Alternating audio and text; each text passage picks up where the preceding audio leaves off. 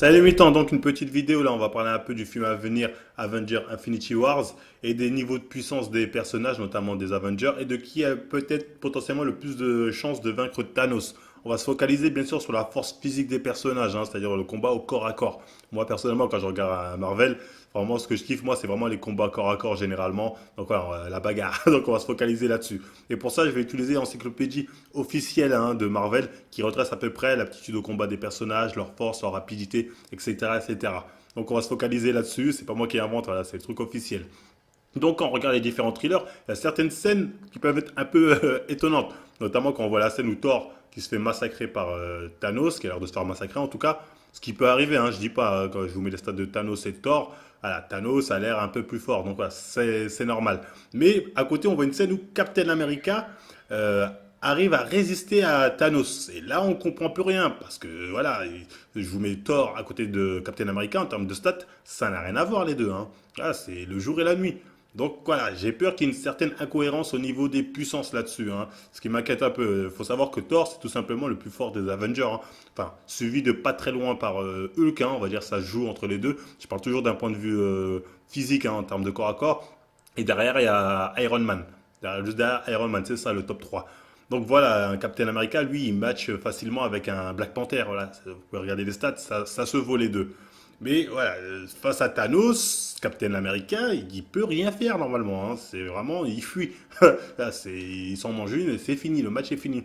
Donc voilà, il y a certaines incohérences au niveau des puissances que j'ai peur de retrouver dans ce film-là. Hein.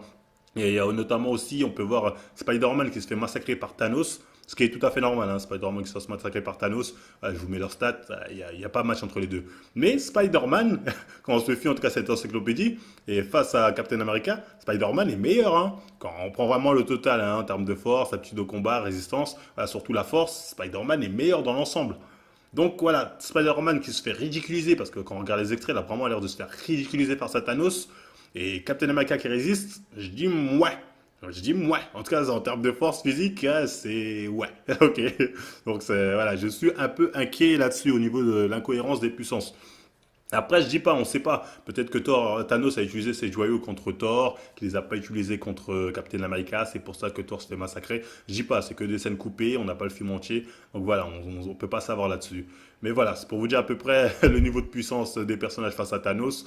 Celui qui a le plus de chance, face à Thanos en tout cas encore à corps, c'est vraiment Thor suivi de pas loin, j'ai envie de dire Hulk aussi, voilà, ils ont peut-être leur chance encore à corps. Après, je vous parle même pas de, comment il s'appelle, Œil de Faucon ou la Veuve Noire. Ces deux-là, je veux même pas les voir devant Thanos. Ils ont rien à faire devant lui. Vraiment rien à faire devant lui.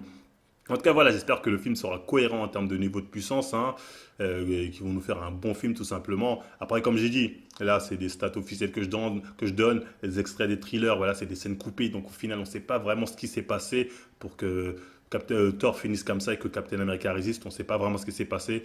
Donc voilà, c'était juste pour vous donner une idée des niveaux de puissance des personnages. Bah, petite vidéo, hein, si ça vous a plu, n'hésitez pas à liker, partager, vous abonner.